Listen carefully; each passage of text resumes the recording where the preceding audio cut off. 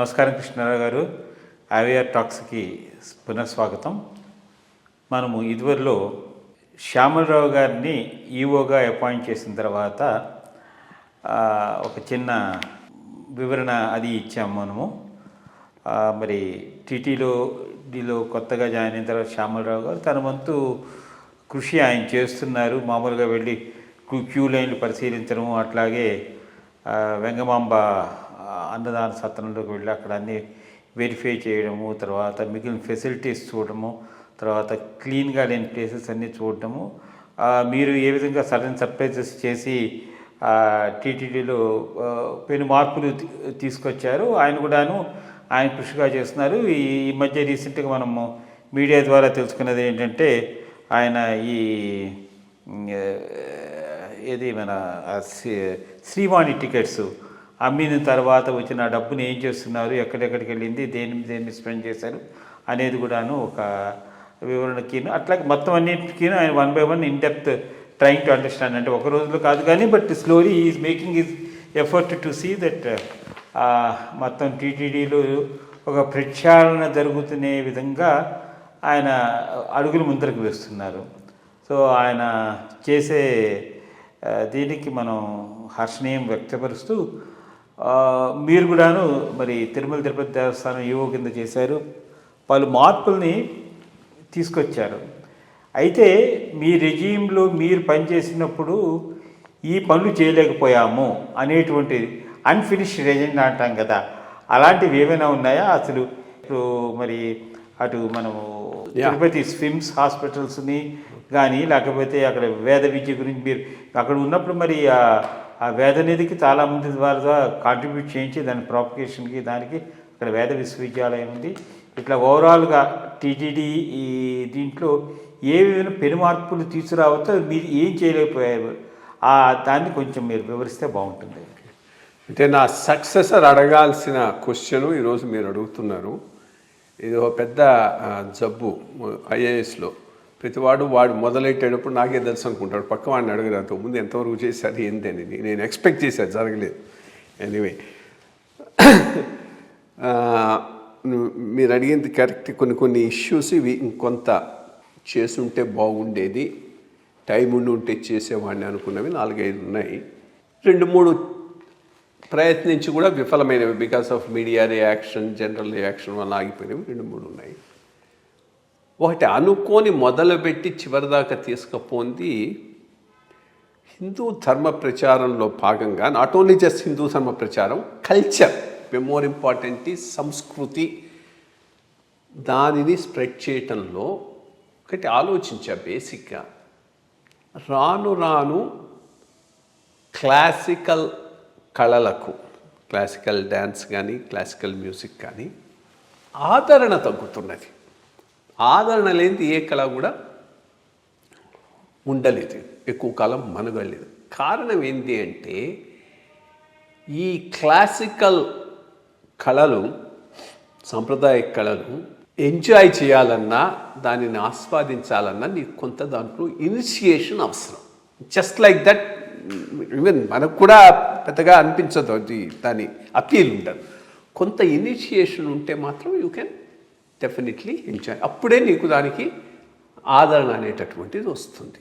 మామూలు ఈ సినిమా ఇదంటే అసలు ఏమీ లేదు, జనరల్గా ఎక్కడైనా పోతూ ఉంటుంది. సో దీన్ని తట్టుకొని నిలబెట్టడం కష్టం. టీటీడీకి చాలా కళ్యాణ మండపాలు ఉన్నాయి. సో చాలా చోట్ల ముందు ఇక్కడ మొదలెడదాం. ప్రతి చోట ఒక కూచిపూడి ఇన్స్ట్రక్టర్ను, ఒక కర్ణాటిక్ మ్యూజిక్ ఇన్స్ట్రక్టర్ను ఎంగేజ్ చేసి ఫ్రీగా ఎవరొస్తే వాళ్లకు క్లాసెస్ నిర్వహించి, అందరూ పెద్ద విద్వాంసులు కావాల్సిన అవసరం లేదు, అట్లీస్ట్ దాంట్లో బేసిక్స్ తెలిసేటట్టుగా చేద్దాం అనేటటువంటిది బాగా ఉండింది. మొదలెట్టాను యాక్చువల్లీ. ఫస్ట్ 1 or 2 మీటింగ్స్గా అప్పుడు శోభనాయుడు గారు వాళ్ళు కూడా వచ్చారు. వాళ్ళని పెట్టి, వీళ్ళందరినీ పెట్టి ఒక కమిటీగా పెట్టి ప్రతి చోట్ల ఐడెంటిఫై చేసి టీచర్స్ని పెట్టి చేద్దామని. సంహౌ మిగిలిన ప్రియారిటీస్లో ఇది వెనుకబడిపోయింది. నా తప్పు నాదే. దానిని నేను పుష్ చేసి ముందుకు తీసుకులేకపోయినాను, అది అక్కడ ఆగిపోయింది. ఇనిషియేషన్ మొదలైంది కానీ ప్రాక్టికల్ కాలేదు. అది ఒకటి. ఐ థింక్ అది ఎవరు చేసినా కానీ మంచి ఇనిషియేటివ్ అవుతుంది. అదొకటి, అది మంచి ఇది రిక్వైర్డ్ ఇనిషియేటివ్. ఇన్ఫ్యాక్ట్ మీరు చెప్పినట్టు ఎప్పటికైతే పిల్లల్లో దాన్ని మనం ఒక విత్తనం కింద మనం నాటేమో చిన్నప్పుడే, అది నిజంగా ఆ బీజం ఇప్పుడు, ఎందుకంటే చిన్నప్పుడు మనం నేర్చుకున్న స్తోత్రాలు కానీ అవన్నీ మన పెద్దవాళ్ళు మనం చెప్పిన దాన్ని బట్టి ఈరోజు కూడా ఆసువుగా చెప్పగలుగుతున్నాం. అట్లా మీరు చెప్పినట్టు చాలా వ్యాలిడ్ పాయింట్.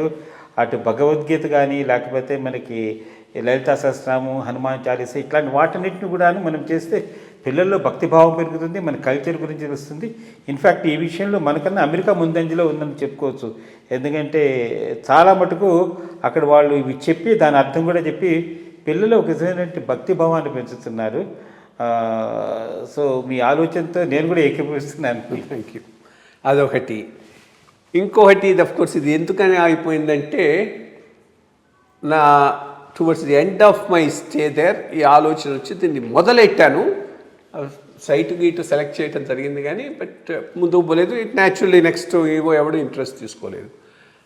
పాయింట్ ఏంటి అంటే, అందరికీ పెద్ద అకామిడేషన్స్, రూమ్స్ అవసరం లేదు. 1 డేలో వచ్చి దర్శనం చేసుకొని పోవచ్చు. 1 డే కాకపోయినా ఉదయం వచ్చి సాయంత్రానికి వెళ్ళిపోవచ్చు. వీలున్న రోజులు, లేని రోజుల్లో రూమ్స్ అవసరం ఉంటాయి, అవసరం లేదు అని కాదు. ఇప్పుడు ఏముంది, ఒకటి డార్మెటరీ సిస్టమ్ ఒకటి ఉంది, లేకపోతే రూమ్స్ ఉన్నాయి. వీటికి ఇన్ బిట్వీన్లో జస్ట్ ఒక హోటల్ నీట్ రిసెప్షన్ లాగా ఒకటి పెట్టి, లాబీ ఉంటుంది కదా, లాబీ లాగానే ఒక set of bathrooms, changing rooms, locker room అంతే పెట్టేసి లాబీ పెట్టి కాస్త ఉండటానికి ఇచ్చేస్తే ఉదయం ఎవడొచ్చినా కానీ విత్ ఫ్యామిలీ కానీ వాట్ ఎవర్ ఇట్ ఈస్ లాకర్లో సామాన్ పెట్టేసుకుంటాడు.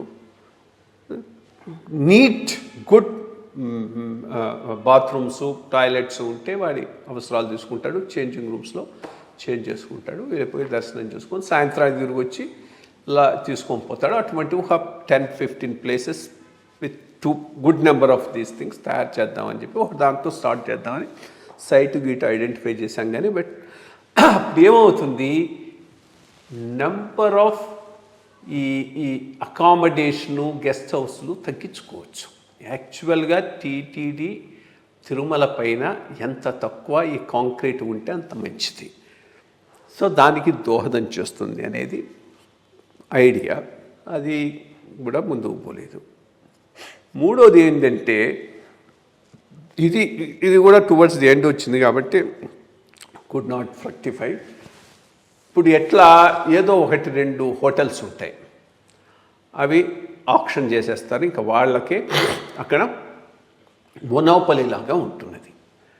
దాని బదులు ఒక టెండర్ పిలిచి ఇంపార్టెంట్ వెజిటేరియన్ చైన్స్ అన్నిటినీ వాటి హోటల్స్ పెట్టుకోమని చెప్దామనేది ఒకటి.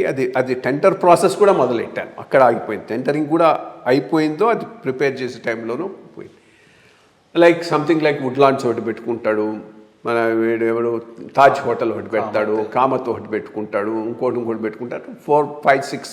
సో దట్ ప్రజలకు ఒక వెరైటీ ఉంటుంది. ఇన్స్టెడ్ ఆఫ్ ఓన్లీ ఒకటే మనం ఆప్షన్ చేసిందే వాడు ఏమి ఇచ్చినా అక్కడికే పోయి తినాలి అనేటటువంటిది ఉండకుండా ఉంటుంది. వాళ్ళు కొంత రెప్యూట్ ఉన్న చైన్స్ కాబట్టి రెప్యుటేషను దాని స్టాండర్డ్స్ మెయింటైన్ చేస్తారు అనేటటువంటిది ఒకటి. అదొకటి కూడా ఆ లెవెల్లో ఆగిపోవటం జరిగింది. ఈ 3 దెన్ ఆఫ్ కోర్స్ చేసి ఎక్స్పెరిమెంట్ చేసి రియాక్షన్ వచ్చి ఆగిపోయింది. ఒకటి లాస్ట్ టైం మనం కూడా డిస్కస్ చేసుకున్నాము. ఒకటి ఏంటంటే, ఇది ఇప్పటికైనా చేయొచ్చు, పెద్ద ఇష్యూ కాదు, బట్ అప్పుడు కూడా రియాక్షన్ రాబట్టి వచ్చింది. టూ మెనీ టైమ్స్ వస్తున్నాడు, వచ్చిన వాడే 10 15 తడవలు 20 తడవలు వస్తున్నారు, దాంట్లో రష్ పెరిగిపోతున్నది. ఇప్పుడున్న టెక్నాలజీలో ఐరిస్, ఫింగర్ ప్రింట్ వీటితో గుర్తుపట్టేయచ్చు. సో సంవత్సరంలో 2 తడవల 3 తడవలకు మించి రావడానికి లేదు అనేటటువంటి లిమిట్ పెట్టి చేయగలిగితే వచ్చిన వాళ్ళకు మంచి దర్శనం ఇవ్వచ్చు. ఈ రిపిటేటివ్గా వచ్చేవాళ్ళు తగ్గిపోతారు, అదొక ఇది.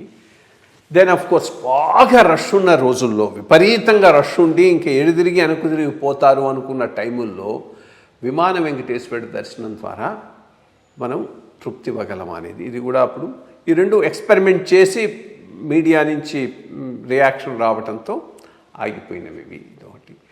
ఇంకోటి చాలా పెద్ద ప్రాజెక్ట్ ఉంది, అది ప్రతి యువ అనుకుంటున్నాడు, ఎవరు కూడా చేయలేకపోతున్నారు. సాహసం ఇది సీఎం లెవెల్లో అనుకుంటే కానీ జరిగిన సాహసం.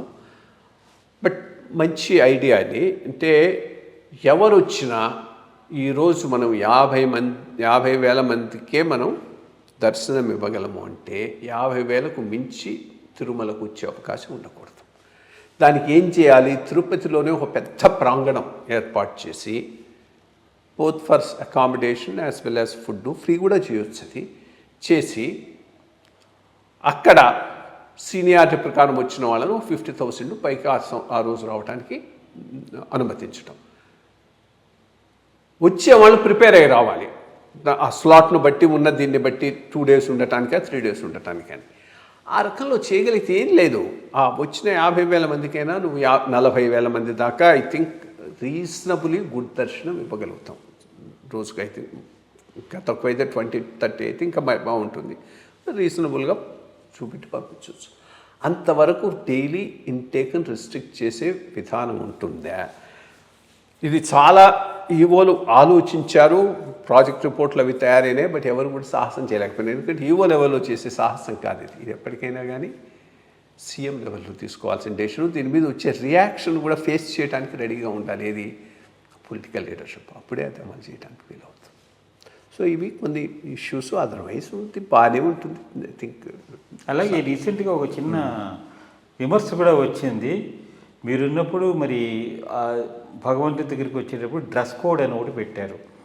ఆడవాళ్ళు ఈ విధమైనటువంటి వేసుకోవాలి, మగవాళ్ళు. అలాగే ప్రత్యేకంగా ఈ సేవలు అవన్నీ చేసేటప్పుడు పంచి దోవతి ఇట్లాంటివి చేసుకోవడము, వాళ్ళు చీర లేకపోతే ఇవి చేసుకోవడం.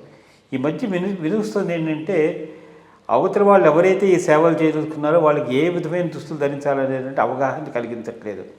అది ఒక పాయింట్. ఒకవేళ అక్కడికి వచ్చిన తర్వాత కూడా ఏం చేస్తున్నారంటే అక్కడికి దగ్గరలో పంచి ఉంటే ఆ పంచిన ప్యాంటు మీద కట్టి, ఈవెన్ కళ్యాణం టైంలో నేను విన్నదనమాట, వచ్చి చేస్తూ ఉండడం వల్ల చాలామందికి ఒక విధమైన అసంతృప్తి కలుగుతుందని భక్తులు వెల్లడిస్తున్నారు. ముందుగానే చెప్పి చేయాలి.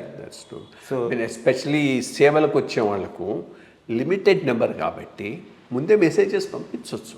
This is the prescribe dress, you come with that అని చెప్పచ్చు. సో అది ఒకటి కూడాను చేస్తే అనుసరించి చేస్తే బాగుంటుందని.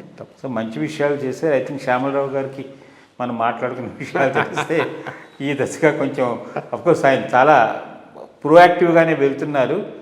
చూద్దాం ఏ విధమైనటువంటి భవిష్యత్తులో, ఎందుకంటే ఇది రెగ్యులర్గా చేసుకోవాల్సింది. అట్లాగే మీరు అప్పుడు కొన్ని నిధులు ఉండేవి మామూలుగా, ఏది గోసేవకని లేకపోతే హాస్పిటల్స్ దానికి వైద్య దానికి ట్రస్ట్, అలాగే వేదనిధికి అనండి. మీరు ఇందాక మరి అన్ఫినిష్డ్ ఎజెండా ఒకటి చెప్పారు, ఏది ఈ సనాతనమైనటువంటి ప్రాచ్య కళల గురించి ఇది చేయాలని. అట్లాగే మరి ఈ వేద విద్యను అభివృద్ధి చేయడానికి దీనికి అన్ఫినిష్డ్ ఎజెండా కింద అంటే వేద విశ్వవిద్యాలయం కొంత చేస్తున్నారు. బట్ ఒకటి ఏంటంటే నేను విన్నది ఈ అమ్మఒడి కానీ లేకపోతే జగన్ దీంట్లో కానీ అమ్మఒడి ఇన్ఫ్యాక్ట్ చంద్రబాబు నాయుడు గారి రిజిమ్లోనే చాలా మంచి జరిగింది. మీరు బ్రాహ్మణ్ కార్పొరేషన్లో ఉన్నప్పుడు వేద విద్య చదువుకునే విద్యార్థులందరికీను ఉపకార వేతనం అనేది ఇవ్వడం జరిగింది. వాళ్ళు బికాజ్ అది ఆల్సో ఒక స్టడీ, ఒక ఫీల్డ్ కాబట్టి. బట్ జగన్ గారు వచ్చిన తర్వాత అది ముందరికి సాగలేదు, వీళ్ళని విద్యార్థుల కిందే పరిగణించలేదు. మరి వాళ్ళు కూడా విద్యను అభ్యసిస్తున్నారు, కానీ అప్పుడు చంద్రన్న విద్య కింద కానీ లేకపోతే దేని కింద వాళ్ళకి సపోర్ట్ ఇవ్వడం బాగుంటుందా, లేకపోతే టీటీడీ ద్వారా నిధులను వీళ్ళకి ఏమైనా ఇచ్చి, ఎందుకంటే మీరు జీవో కూడా ఇష్యూ చేయడం నాకు తెలుసు, ఏది మొత్తం అందరికీ కంచి కామవాళ్ళదాన్ని ఎవరైనా ఈ పీఠాలందరినీ ఎవరికైనా ఆధార్ కార్డు ఆంధ్రప్రదేశ్లో ఉండి వాళ్ళు ఎక్కడ విద్య జరిగింది అంటే మైసూరు కానీ కర్ణాటక కానీ చెన్నై కానీ ఎక్కడ చేసినా వాళ్ళు వేద విద్య అభ్యసించడానికి మంచి ఇన్సెంటివ్ అనేది మీరు ప్రొవైడ్ చేశారు అప్పుడు. మరి అది ఇప్పుడు మళ్ళీ కొనసాగడానికి అవకాశం ఏమైనా ఉంటుందా? దాని మీద మీ స్పందన. ఒకటి 2 రకాలు ఇక్కడ. అదొకటి ట్రై చేశాను, మరి అది అందరూ కూడా చూడాలి, మరి అది ఆ పైన కూడా చేస్తే బాగుంటుంది. వేదమే కాకుండా వేదంతో పాటు కొంత సెక్యులర్ ఎడ్యుకేషన్ కూడా అవసరం. ఇప్పుడు ఆ పైన వేదం ఒకటి చదువుకుంటే ఎంతమంది వేద పండితులుగా అబ్సార్బ్ కాగలుగుతారు? అదే కొంత మ్యాథ్స్ ఇది చదువుకొని ఇంగ్లీష్ అది ఉంటే అట్లీస్ట్ వేదాన్ని ఇంటర్ప్రిట్ చేసుకునే పరిస్థితి కూడా ఉండొచ్చు. నలుగురు చెప్పుకునే ఇంగ్లీష్లో చెప్పుకునే ఇది కూడా రావచ్చు. ఆ రకంగా సిలబస్ పెట్టడానికి పెట్టాను కూడా. మరి అది కంటిన్యూ అవుతుందో లేదో అదొక ఆస్పెక్ట్. అఫ్ కోర్స్ దానికి చాలామంది ఎగ్నెస్ట్ ఈ సనాతనులంతా ఇదే కదా ఇక్కడ ఈ సెక్యులర్ ఎడ్యుకేషన్ దేనికని. బట్ భక్తి ముఖ్యం కదా, భక్తి ఉన్న తర్వాతనే మిగిలినది ఏదైనా కానీ. రెండోది వేదంలో కూడా అది ఆ లెవెల్ ఏది పౌరోహిత్యం చెప్పుకునే లెవెల్లోనే చాలామంది ఆగిపోతున్నారు. ఆ పై లెవెల్కి ఎవడు వెళ్తారు, ఎందుకంటే ఇన్సెంటివ్ లేదు. అది క్రమపాటి ఘనపాటి ఇన్సెంటివ్ లేదు. పోయి ఏం చేయాలి, దాంట్లో రీసెర్చ్ చేసి దాన్ని ఇది చేసిన తర్వాత హయ్యర్ లెవెల్కి వెళ్ళిన తర్వాత ఇర్రెలవెంట్ అవుతున్నాడు. సో వాళ్ళకి ఏం చేయాలని దాన్ని కూడా ఆలోచించాలి. వాళ్ళకు హయ్యర్ డిపాజిట్ చేయాలి అనేటటువంటి స్కీమ్ని పెట్టాను. ఆ రకంలోనే పెట్టడం కూడా జరిగింది. దాన్ని ఇంకా ఎక్కువ చేయాల్సిన అవసరం ఉంది. ఎందుకంటే విద్యను ప్రోత్సహించాలి అంటే విద్యకు బయట ఆదరణ ఉండాలి. బయట ఆదరణ లేనప్పుడు దానికి తగినటువంటి ఇన్సూరెన్స్ కవర్ ఒకటి ఏర్పాటు చేసుకోవాలి. ఉన్నాయి, నిధులు ఉన్నాయి, చేయొచ్చు. టీటీడీలో ఉన్నాయి, బోత్ విత్ కమిషనర్ ఎండోమెంట్స్ దగ్గర ఉన్నాయి, తప్పకుండా చేయొచ్చు, దానికి ఏం ప్రాబ్లం లేదు. బట్ ఆ సంకల్పం కావాలి, ఆ దృష్టి కావాలి. అలాగే మీరు చేసిన పనిలో మంచి పని, అది కరెక్ట్ అవునా కాదు. అంటే చాలామంది ఇప్పుడు కరెంట్ జనరేషన్ ఎట్లా అంటే వేద విద్యను అభ్యసించిన వాడిని కానీ ఒక పూజారిని కానీ పెళ్లి చేసుకోవడానికి ఇది లేదంటే ఎవరైతే పెళ్లి చేసుకుంటారో అట్లాంటి వాళ్ళకి 3 లక్షల రూపాయలు అమ్మాయి పేరు మీద డిపాజిట్ చేద్దామని ఒక స్కీమ్ ఏదో వచ్చినట్టుంది. అది ఇప్పుడు కంటిన్యూ అవ్వట్లేదు, గుర్తులేదు, చేసామేమో. బట్ మోర్ ఇంపార్టెంట్లీ దానికి కంచి కంచి పీఠం వాళ్ళు చాలా కృషి చేస్తున్నారు. ఈ సాంప్రదాయ స్కూల్స్ అని పెట్టి చాలా పద్ధతిగా తిరుపతిలోను మొత్తం చాలా చోట్ల చేస్తున్నారు. ఏదైనా మన సంస్కృతి మన పరిరక్షణకి టీటీడీ కూడా ఇతోధికమైనటువంటి స్టెప్స్ తీసుకుని ముందర తీసుకెళ్తే దేశం సుభిక్షంగా ఉంటుంది, రాష్ట్రం సుభిక్షంగా ఉంటుంది. నమస్కారం. Thank you.